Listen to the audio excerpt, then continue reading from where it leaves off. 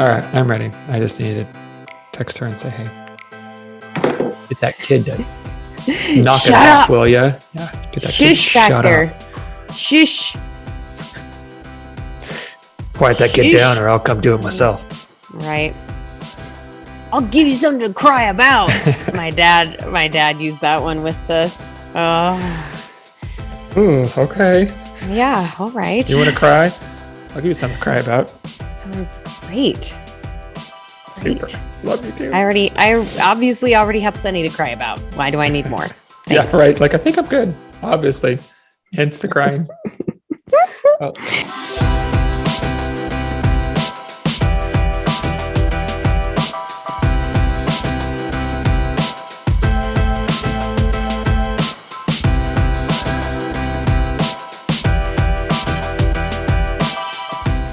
Hello, and welcome to Middleish, the podcast about moderation in all things. I am Michael Gray. And I am Erin Green. Hello, Erin Green. How is it going? We should do a jingle. Why have we not thought of this? You're a singer. I don't know. What are we doing? Yeah. What are we doing with our lives? We've been messing this up for 2 years. If you're, if you're our age and you know how to jingle for something, you're just doing it wrong. I mean, doesn't everybody want their own jingle? This is our opportunity, Michael. Like their own jingle, like when you walk in like someone's house or a grocery store or something. It's just like, Erin's here. Yeah. Erin's here. Yeah. I think that's great. So, okay.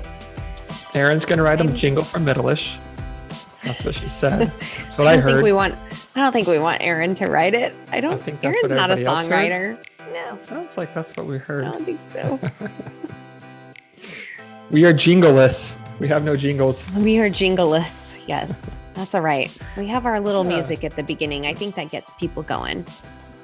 Which I have to be honest, I still really like. Like I remember getting excited about that music. Yeah, it works. It's cheerful. It's good.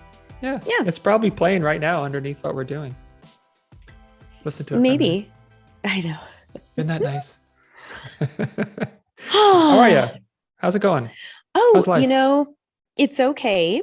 It's a little hectic right now. Things are moving quickly in my life, which is unsustainable on some level, but I also see light at the end of the tunnel. And so it's one of those like, oh, I know how to push through this and I know how to like stay on task and get things done, but it's a little bit like nerves are a little frayed and my brain isn't quite as sharp because it's preoccupied with some different things, but sure, we're okay. I have a different background. If anybody is watching on YouTube, I have a different background because one of the things that has my nerves frayed is we are remodeling my office, which will be killer when it's done, but it's just not done yet.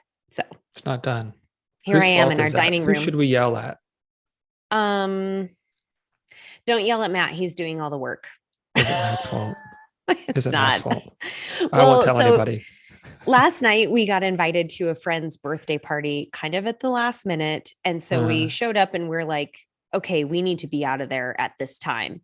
And that time came and went. And in fairness, we were having such a great time, just having conversation and talking. It was all our cyclist friends. So we were having a great time with them. And we got home a little after 8 and we had this big idea. We were going to paint the office, at least one coat of paint. So we get home, we change our clothes. We're just like, let's, rally and do this.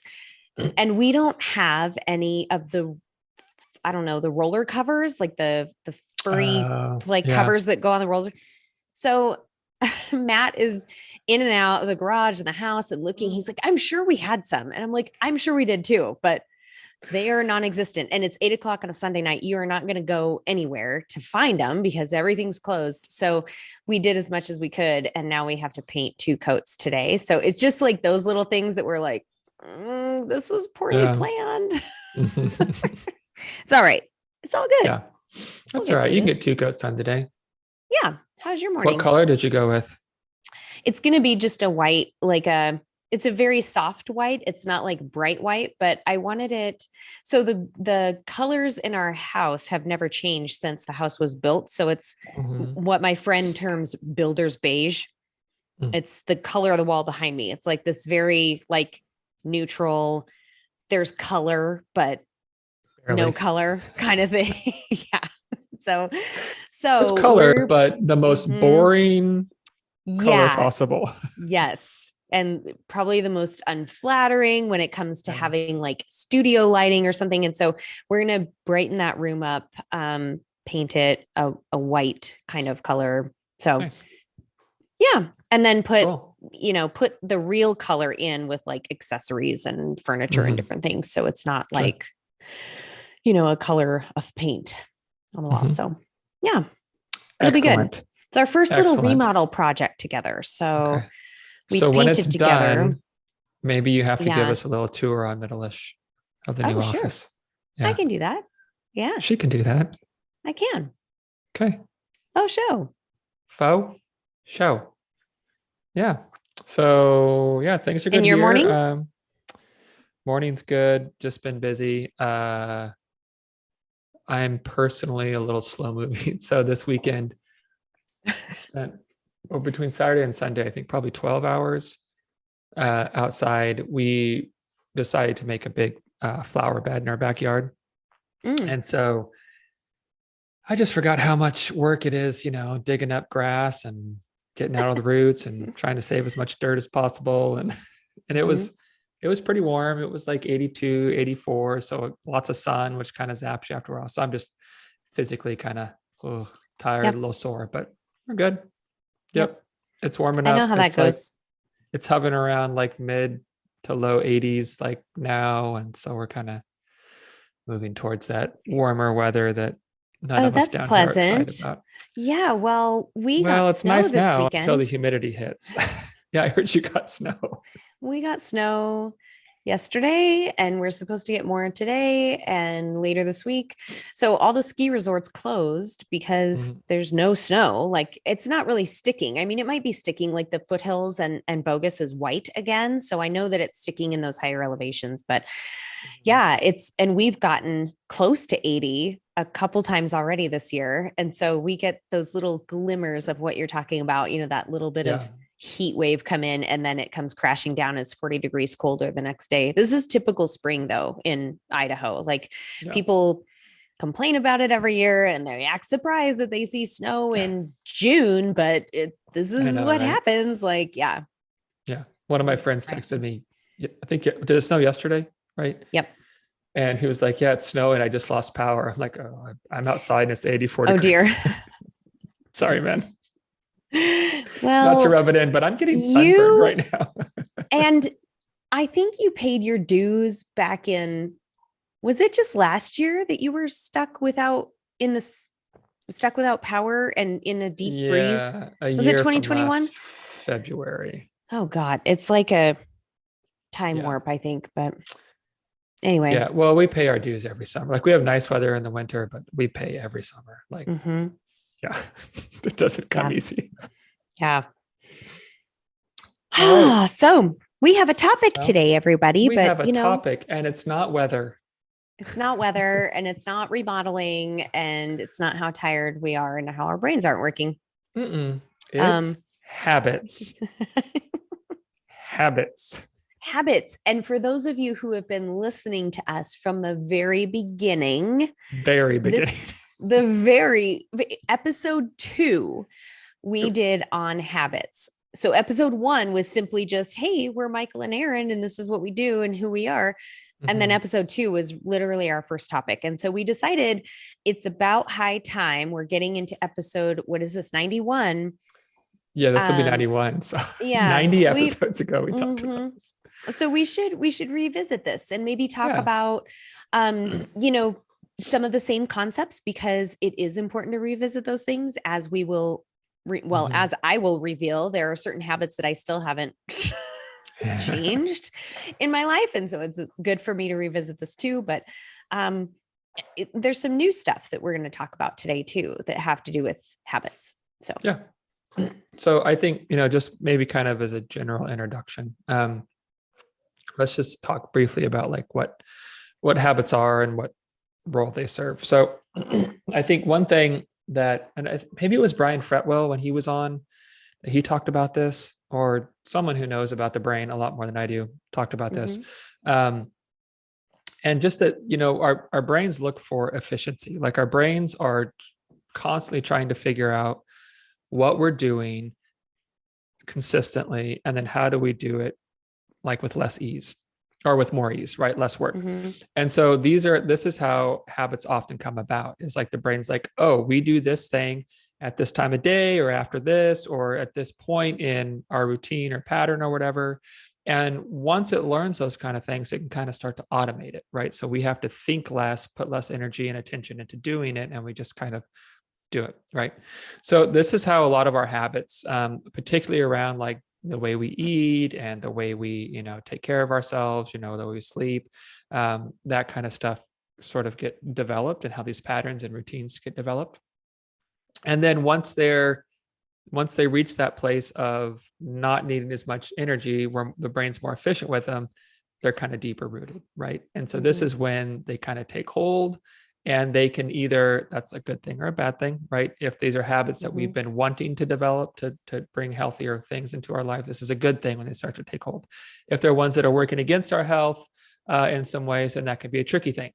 But it's not a bad thing. It's just what is. It's just the nature of habits. And so I don't think it's anything to be frustrated about or, discouraged by. It's just the way it is. And that's why, to reiterate something we say, I don't know, well, probably almost every episode, is that it's so important to, one, do things in manageable ways, okay? And then do things in ways that you can be consistent with. Because if we're going to change habits, if we're going to start to pull out those roots, we have to do stuff consistently enough that our brain starts to go, oh, not that, but this now. We're doing things a different way. Okay. So sorry, I kind of changed my messaging there, but I think it's important to bring up just in this introduction. Yeah.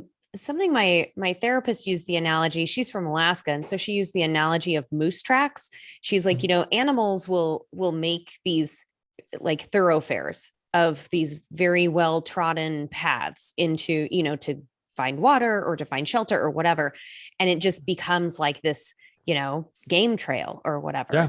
And your brain is no different. You have this pathway that has been plowed for decades, maybe, that this is just the way your brain thinks. And then to have to make a new moose track, like if you think about it, it would take a lot of effort. You have to post hole maybe through the snow. You have to, kind of find your way around some certain new obstacles that you haven't encountered before. And that path just isn't very clear yet. But the more you pave that path, the more you pack it down and practice it, that's when that new path becomes clear. And to me, that made a lot of sense. It was a good analogy because I'm thinking like, oh, well, anybody who's been, hiking or whatever knows the difference between walking on a nice, trodden trail that's like well established versus bushwhacking it through, the trees and the grass. So I think this is a really good point too, for people that are struggling with things they want to change about their lives.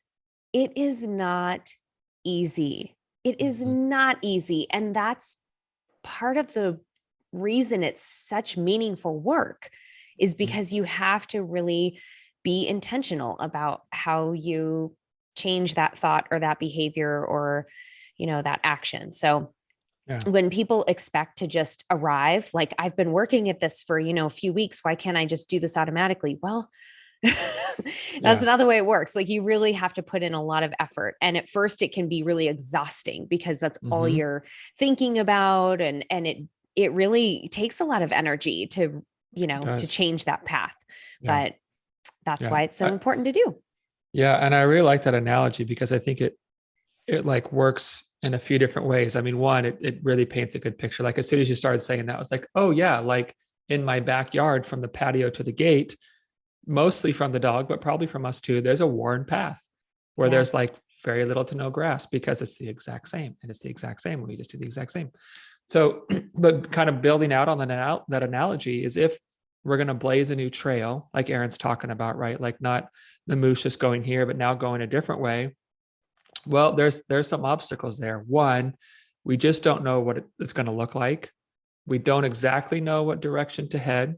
We don't know what we're going to encounter. And then there's probably going to be a lot of obstacles in the way that we're not used to addressing. And so these are, a lot of the reasons that sort of blazing a new trail with our habits becomes so challenging is because I think we are often told that it's going to be easy, right? You're 20 pounds in 30 days and, bikini body in 3 weeks, whatever it is, like you just work really hard for a minute and you're going to be fine. And I think we often have unrealistic expectations about the process. But two, I think what can happen is a lot of times we start blazing those new trails, and I'm picturing like, a machete and hacking like bushes and weeds and maybe going off, in the wrong way a little bit and coming back and heading back a different direction. Which is such a great analogy, Erin. I'm really glad you brought this up. But so I think get away, Michael. I think what happens a lot of times is like we get into some spots where it's like, okay, I'm really having to like hack through like bushes and weeds and branches and stuff. Like it's getting hard right now, and I'm not really sure what's on the other side of it. And so I think what happens a lot of times is when we reach those points, we go, I'm just going to go back to that old trail because at least I know what to expect. You know what I mean? And I think our expectations are a lot of times that we're not going to run into those difficult, challenging spots, those points along blazing a new trail that are just hard work. I think we're told so much that it's not going to, that if you're doing it right, it's going to be easy. Like the fat's going to melt off you. It's going to be effortless. It's, you know what I mean? Like we get this messaging. Right. And so then you're going to love exercise. Yeah. Yeah. When we inevitably run into those moments that are just hard and going to take work and time, and there's no way around them, we just got to go through it. We kind of have a choice there of, okay, am I going to sink into this? Am I going to really do some work at hacking away at this stuff to blaze this trail a little bit further? Or I'm going to go, maybe not this time, Yeah. So yeah. And I run into this a lot with my work with people in intuitive eating. I mean, any dietary lifestyle changes are going to be challenging, but with intuitive eating, there's a lot of introspection and kind of analysis on your emotional state, your body cues, what's happening in a situation, what led you to this eating occurrence and how it's unfolding. There really is a lot of observation going on, and people sometimes get really exhausted with it. And they're like, God, I feel like I'm analyzing every little bit of my eating and eating. I mean, think about it. You have multiple opportunities a day to practice this. And so that's a good thing, but it can also be really exhausting because you're just constantly thinking about it and analyzing it. And I always reassure people that it will get easier. You're doing the work right now because, just as that analogy shows, you're paving a new path. Like you're really kind of getting into some difficult spaces, and it's not going to be easy. Yeah. So this is how new habits are formed, though, is when we really put that effort into building awareness, becoming more enlightened into what goes into that, because it really is an automatic response, right? It's what are the 4 steps that James Clear: cue, craving, response, and reward. Yeah.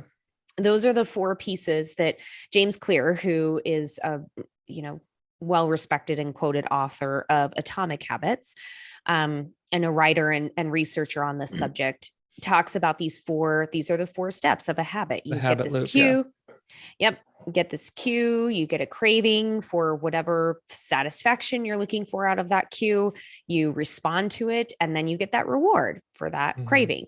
So whenever you're having to readjust how you respond to that cue and craving, it takes a lot of effort. And this is another reinforcer. We always talk about making goals simple and not just overhauling everything at once, and not getting so caught up in, I want to be there. That's the outcome I want. And so I'm just going to like steamroll my way there. It's too overwhelming, because when you realize how much effort it takes to build these new habits and to establish these new practices, people often just get so fatigued and burn out. They're like, screw it. I'm, like you said, you're going to just stop with the machete hacking through the jungle, and you're just going to be like, I'm done. I'm turning back. Well, and I think okay, this is going to be a bit of a deviation and we'll get back to habits, but just, we love your deviations, we're kind of heading this Michael. We love it. So, so I think that it's a really good point to make here, in that when it comes to the work of habits, like they're, like Erin's saying, they're going to be work. It's going to be hard at times. It's going to take effort and diligence and consistency and that kind of stuff. But I think where people get into trouble a lot, let's again use that, like that trail illustration. Like if I only am like hacking away with a machete until I get to where I want to get to, like I'm going to get exhausted.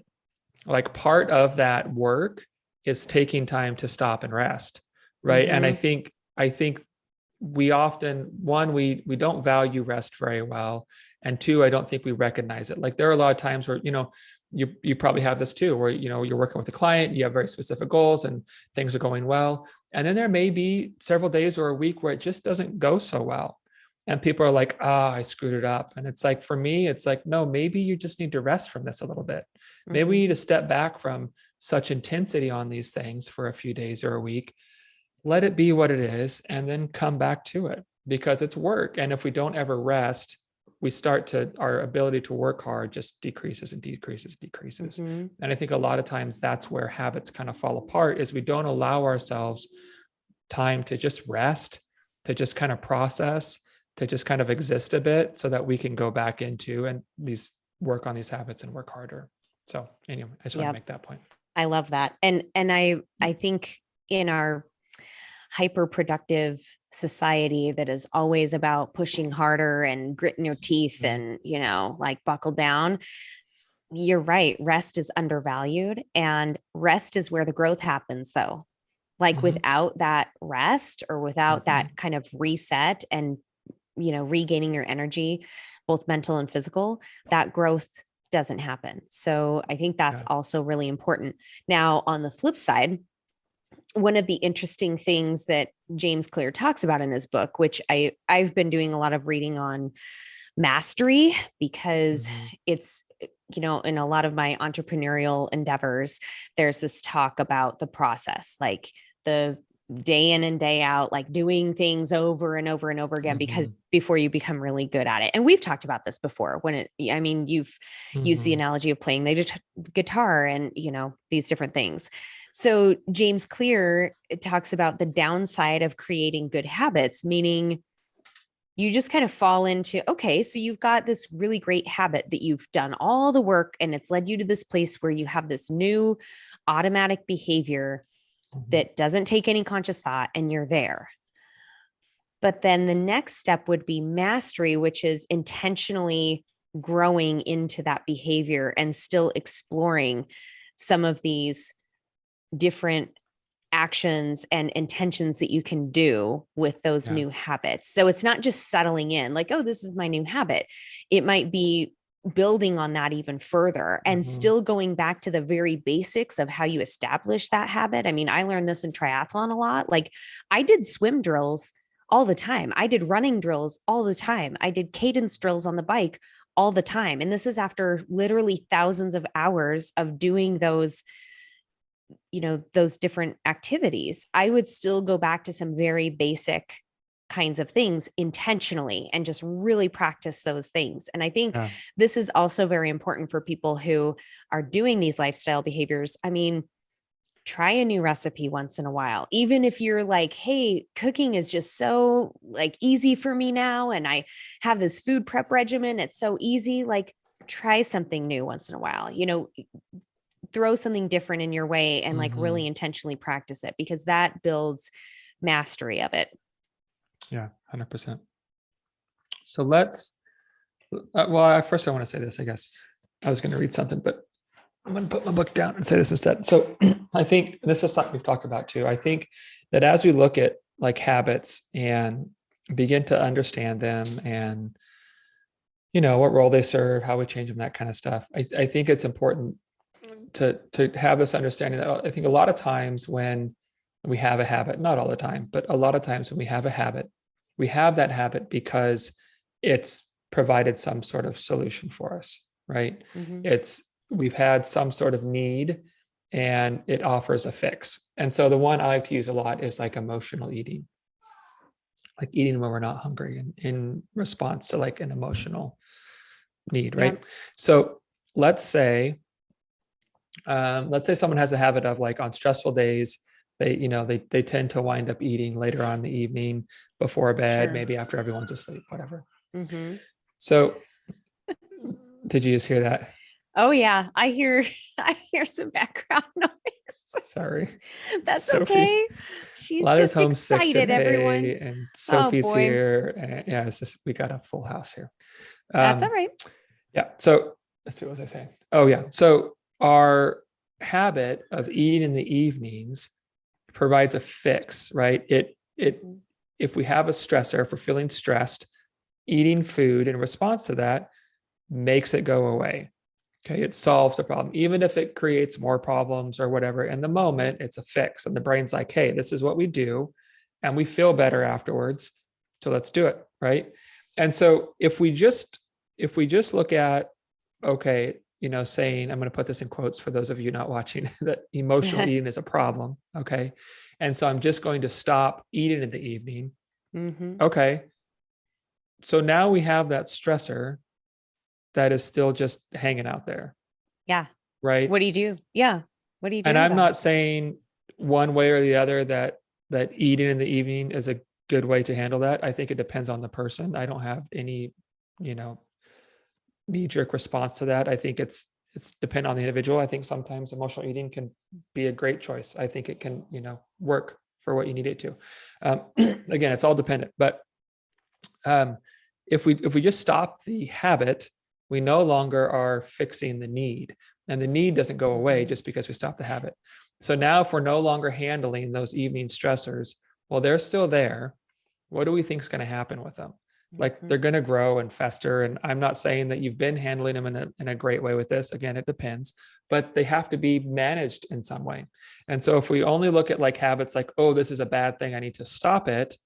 Well, I think the reason that often doesn't work out is because we're not addressing what that habit was taking care of or fixing, or why it existed in the first place. Yeah. So instead of like stopping habits, I think it's really important that we look at, let's change them. So how can we continue to manage the need in a different way?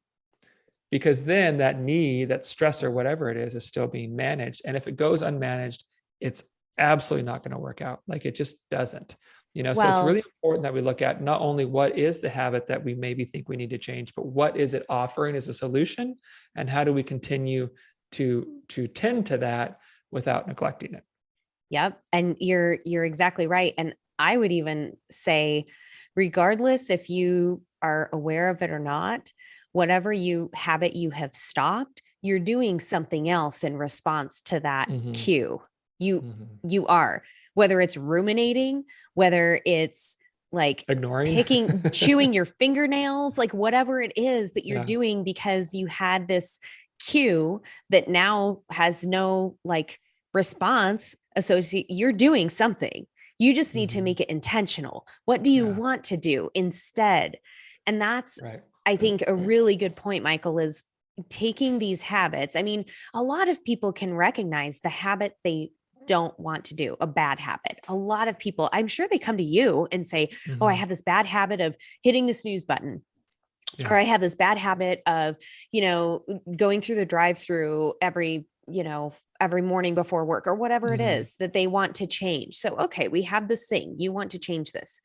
What do you want to do instead? And I'll often walk people through that. Like, well, if you could picture a different way to handle your morning, or a different way that you would do this, what would it look like? What are some possibilities? Let's start building on that so that you actually know what to do, instead of just telling yourself what not to do. Because that's the way a lot of people, I think, get stuck, is they're just like, oh, I need to stop eating after 7 p.m.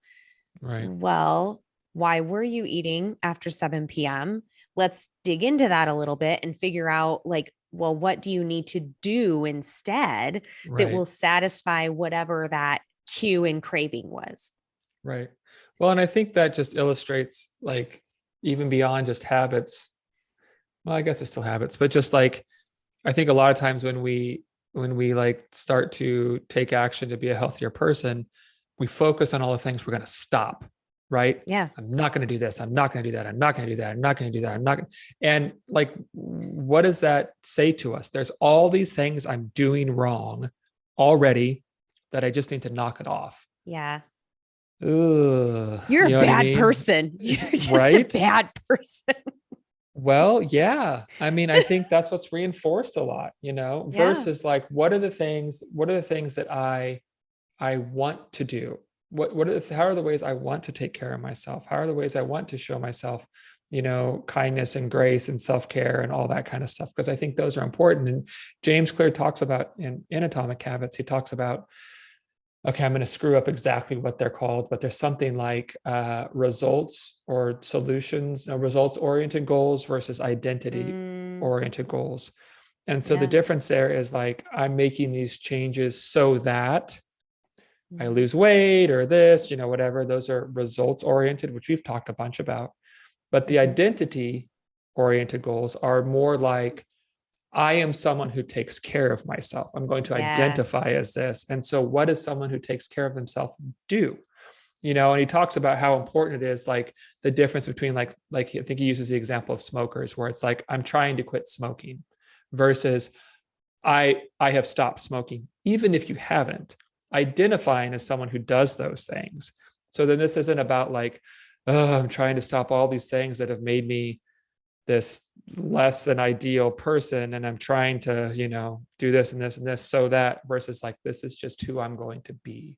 And if you can identify with those goals, like those habits of, I'm someone who does eat vegetables on a regular basis, I'm someone who makes sure I get enough sleep so I function well, this is who I am now. It's a real big shift in kind of how we adopt those. Oh, I can't hear you.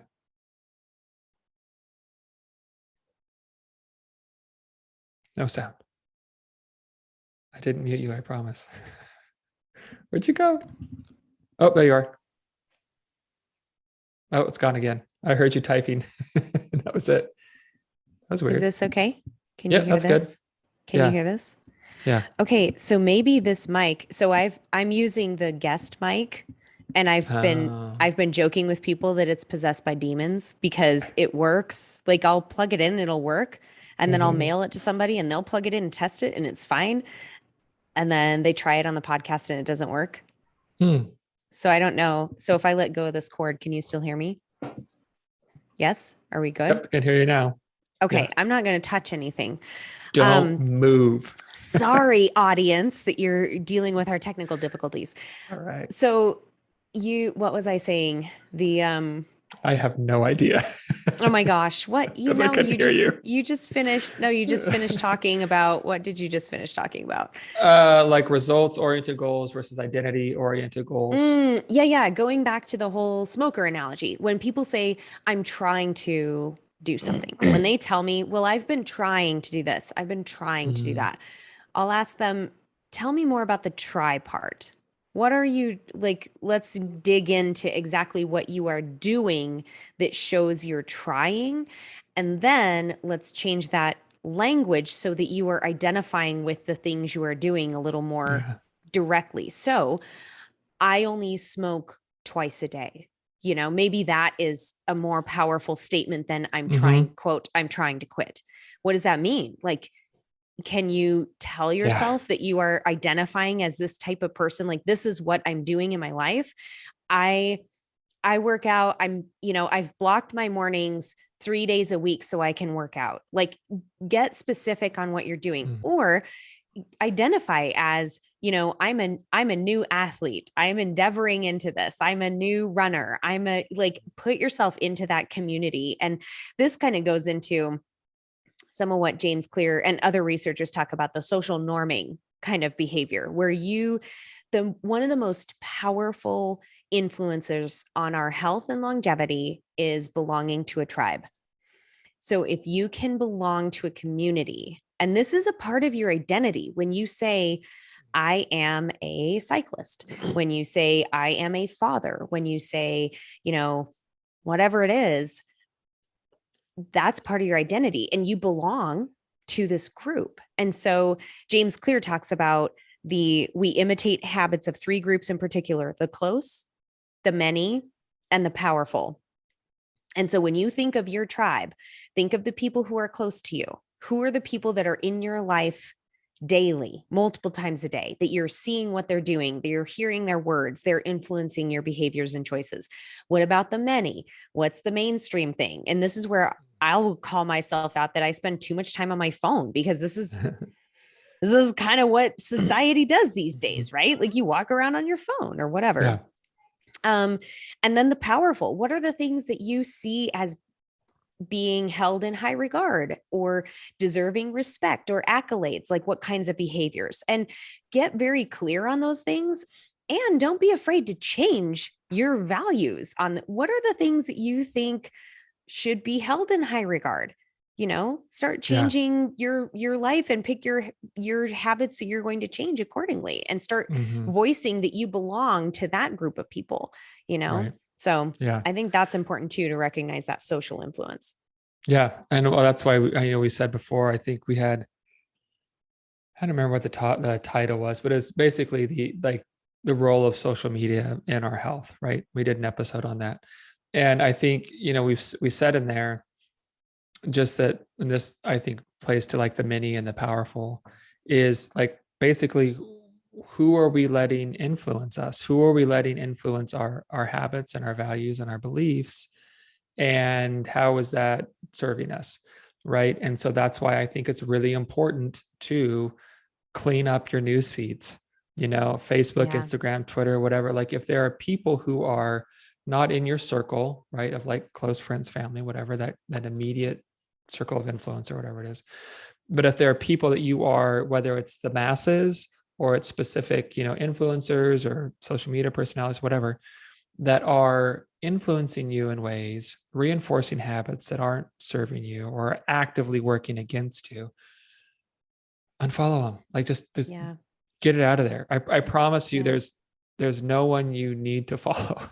There's no one that if you don't follow, you can't, make the progress you want to. Like I've felt that before. There's like, there's been some people in this world that have just been really influential as far as, research and data and that kind of stuff, that I've just had to unfollow because a variety of certain circumstances. And there's been times where I felt like, man, where am I going to get this kind of information from though? I've never once missed it. Like I know. Yeah, there's plenty of people saying what you need to hear, and there's plenty of people saying what you need to hear in ways you need to hear it. So just get rid of them. Sorry, a little tangent again, but clean up your newsfeed already. No, that's a good point, because that's why we're talking about some of these things that influence the habits. And to your point, you said, and I'm going to steal what you said in some of our notes, is that your thoughts are habits.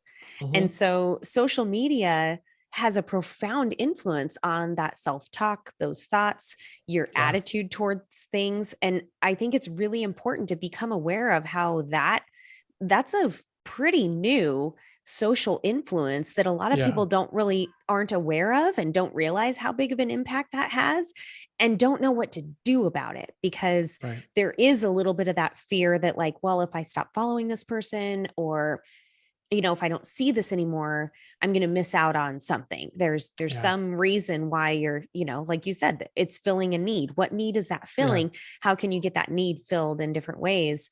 And then the other part is, we're talking about social media, like maybe there's influencers you don't even know.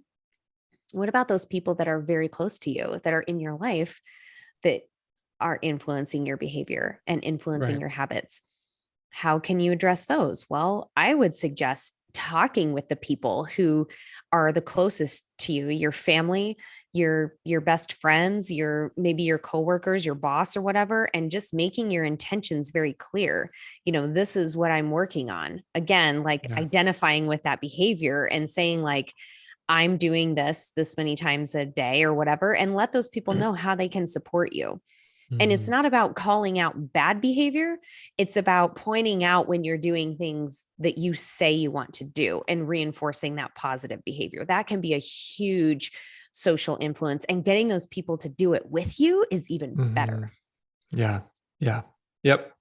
I think it is really important just, looking at the influences we have on a daily basis, because even if we have, I've dealt with this, I'm sure you have with clients. You have a client who is like, they're very motivated, they're building momentum, they've got the right headspace, like they're moving into healthier thoughts and, healthier habits and that kind of stuff. But they have like a spouse and a family that is just constantly working against them, right? Like, just whatever it is, not supporting, actively kind of like working against, someone like is trying to plan healthier meals. And every night this family is like, let's go to McDonald's, let's get pizza, let's do this, let's do that. It can be difficult.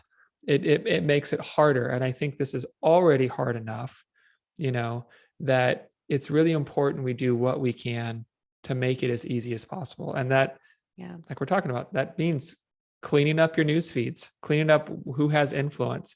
If there are people in your direct family, I've told clients, listen, I think you need to have a really very clear conversation with your wife or spouse or husband or whatever, like you need to tell them, this is important to me, this is what I'm doing, and this is what I need from you. Like, you need to have these conversations, because otherwise they are actively working against you and they may not even realize what they're doing, And so it's really important that just let's make this as easy as possible, because it's already pretty freaking challenging. Well, and most people that truly care about you are going to be on board with you wanting to better yourself. And so asking them for their support, asking them specifically for what they can do to help you along the way, asking for them to be part of that journey is usually a very powerful way to connect to those people even better. So highly recommend that too. Absolutely. What other points did we want to make today? Any others? So I think just one more that I want to make, at least that I know of at this point. We'll see. And that's just, this is something I talk a lot about with clients. Like when we're looking at making habit change, is kind of how that works. And I'll say the thing and then I'll explain it. So what I tell them a lot is like, listen, a lot of times habits work backwards through the process, okay, or our awareness of them. So let's say we'll just use this emotional eating example again, okay? Let's say someone's like eating every night. Like, I'm not hungry, but I'm just eating, whatever, cookies, cereal, I don't care, whatever.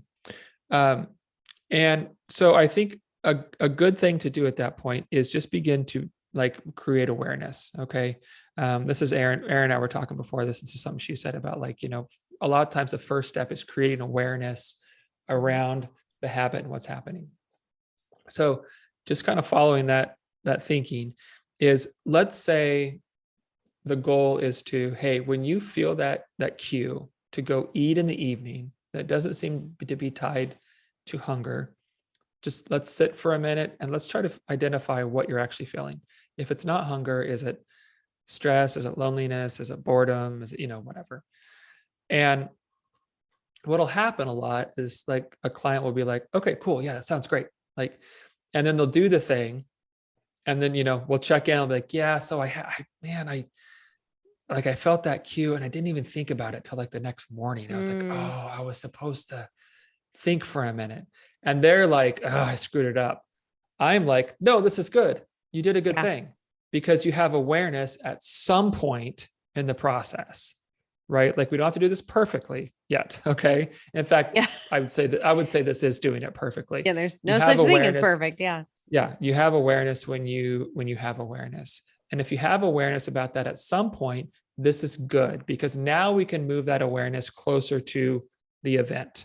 Right. And so I think it works backwards a lot. So like, maybe you do the thing and you don't think about it until the next day. Well, maybe the next time you do the thing and you think about it the next morning, and the next time you do the thing and it's like 2 hours later, like, oh, I was supposed to do it. Cool. We're getting closer to where we want to be. This is important. This is I think a really common part of the process that I don't think it's talked about a lot, is that a lot of times that awareness, it works backwards through those events, and we have to let it do that. So if our awareness and our, reminders or remembering what we're supposed to be doing for, the habits and goals we're trying to work on are getting closer, cool, this is good. Because then eventually they're going to be like right after, and then eventually they're going to be in the middle of, and then eventually it's going to be like, hey, I'm feeling that cue to go eat. What am I thinking? What am I feeling? What am I experiencing right now? This is good. This is the process. So if it only has to be like happen when we want it to happen, and that's our only option, we're probably not going to do it for very long, because we have this really well-worn path, like Erin was talking about earlier, of how this works. And the brain has done that to be efficient. So we're not like doing a lot of thinking in those moments, right? There's the cue and our brain goes, oh, we got this. Let's go on autopilot. And so it's hard to be aware when your brain's like, no, let's be unaware, because I know how to do this effectively and efficiently. So it's just part of the process. And I think it's really important that we give ourselves the time we need and the patience we need to bring that awareness into those events, because that's just the way it works. So, and be patient with your observations. Like when I go through this process, this building awareness with clients, I reiterate ad nauseum that this is just observations. We're just paying attention here. Like we're writing down things or talking about things that you notice without judgment. So in that example, Michael, when people like the next day, they're like, oh, I failed. I screwed this up. I blah, blah, blah. I did this thing. And you're like, no, wait, this is really good, because you're taking notice. And that is a change. Like that's the first step in, and you have to do, like I was telling Michael that I've been doing this reading for a presentation on the stages of change. And there's, pre-contemplation, when you're not even thinking about making a change. Then there's contemplation, where you start to kind of think about things. There's preparation, where you're, setting goals and you're gathering information about the change. And then there's action, when you start actually moving toward this goal in a meaningful way. And then there's maintenance, where that's basically where you've built a new habit, where it becomes this kind of unconscious, automatic sort of thing. Think about all those steps. I named 3 steps before you take action.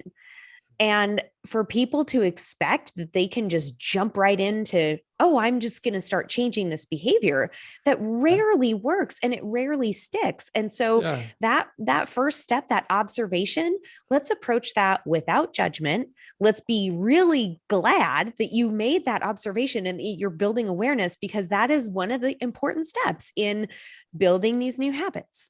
Yeah. Well, and it's funny. It's just like, I think we're so ingrained that like, once we decide what the goals are, we just have to do them perfectly. It's just like, it's just so hardwired in us, because we've been downloaded with this information since birth, basically, that we are a goal like we're talking about is like, the whole point of it is to like go through the process. But then we're like, oh, I just know I'm going to do the process now. I'm just going to do it. I just want to arrive. That's the exact opposite of what we're talking about. We're impatient. We're impatient bunch, aren't we? We certainly are. Oh, good. Well, if you have not listened to episode 2, I would say, okay, you found us, well into our Middleish journey, and you've listened to this episode and you're like, man, I really want to go back to episode 2. There's some really good stuff in there too that's different than what we've discussed today. So I recommend you go check it out. Check it out. Yeah. All right. And we will have, well, let's tell our audience when we are going to have our Instagram live. When did we schedule that for, Michael? May 16th at 9 a.m. Monday. All right. Monday morning, 9 a.m. Yeah, we'll be going live, and we're going to talk a little more about this. We're going to have some specifics for you, and we'll get into a little more depth. And so for the month of May, we'll just, on Instagram, be kind of diving into some practical ways to look at your habits, build healthier habits, that kind of stuff, which I am really excited about. So, Cool. Meaning in the mundane. Do you have one? What you got? I do. This one was a few weeks ago on one of our beautiful sunny spring days that was actually warm. And I was driving to meet a friend for a run, and there's Boise has a river that runs through the middle of the city. And I cross this bridge to go over to the trail system. And I'm driving across the bridge and I just glance over and there's this couple standing there just in this sweet little embrace, and they're kissing on the bridge and the sunlight is there. And I mean, it really was like one of those magical little moments where I'm like, I mean, PDA, whatever, people have strong feelings about that. But I actually really appreciated like seeing this outward show of affection and love, considering that we tend to normalize seeing violence and anger and like annoyance in public. Like we need to see more of that. I just had this like epiphany where I was like, man, I haven't seen two people just kissing in public for a long time. And I just think it was really sweet. It was like a nice little lighthearted like moment where I was like, man, I could use a little more of seeing that, like that display of affection versus this normalization of, the negative stuff. So that was mine. And it's springtime. Nice. People become Twitter pated. So they're all Twitter faded. They were down by the river. Yeah, it was like a whole like scene, flowers are blooming. I know. Yeah, it was like a Hallmark movie. I like that. I like seeing random things and like out and about. It's just like, it feels nice. That's a good reminder there's good stuff out there. Yeah. Yep. Yeah. For me, so last weekend, Kathleen was gone for a couple nights. Whoops. So it was me and the girls. And on Saturday night, we were going to have a sleepover. So the three of us were going to sleep in Kathleen and I's bed. We put a TV and our Nintendo Switch in there, and we were the three of Sophie, Lila, and I were playing Mario Kart before bed. And so it was the three of us on the bed, and there were just like pillows and blankets everywhere. And we were just kind of, laying wherever and moving around. And it was like, I'm thinking of like, I can't even think of what they're called, but there's those places that just like, they don't have like seats, but it's just like pillows and like soft places to sit, what I'm talking about. And just kind of like that. Like we were laying down and then we were snuggling and playing and sitting up, and it was just like passing the remotes around. And it was, just this like really fun time of just like hanging out together, laughing and goofing off and just casual and comfortable. And it was just this really, really fun time of it sounds playing very Mario Kart together. Relaxed too, like just super chill. Relaxed. Yeah. I mean, at one point, like I was kind of laying on my side and Sophie had her head on me, and it's just like, whatever, we're just chilling, hanging out, having a good time. It was super fun. It's great. Yeah. Lovely. So yeah. All right. I guess that wraps up habits. Huh? Yeah. Episode 91, done and dusted. Done and dusted? Done and dusted. Have you never heard that? I've never heard that. What does that mean? What? Maybe that's an Idaho slang. I don't know. Well, I mean, was born done and dusted right next to Idaho. I know, but Ontario is basically Idaho. Just a little different. All right. All done. Is that all done? Concrete? Okay. All done. No more. That's fine. I just wondered what it meant, but apparently we don't get to know. So anyway, if you have any questions about this, please feel free to reach out to us at Middleish Middleish@gmail.com. Middleish@gmail.com. Yep. Or connect with us on Instagram. We'd love to have you a part of what we're doing this month around habits. I think we're going to have some cool stuff. So we always appreciate, you listening or watching. Please share, subscribe, rate, review. All that stuff really helps us grow what we're doing here, and we really appreciate it. So, anything else? Thanks for listening. I think we're good. All right. See ya.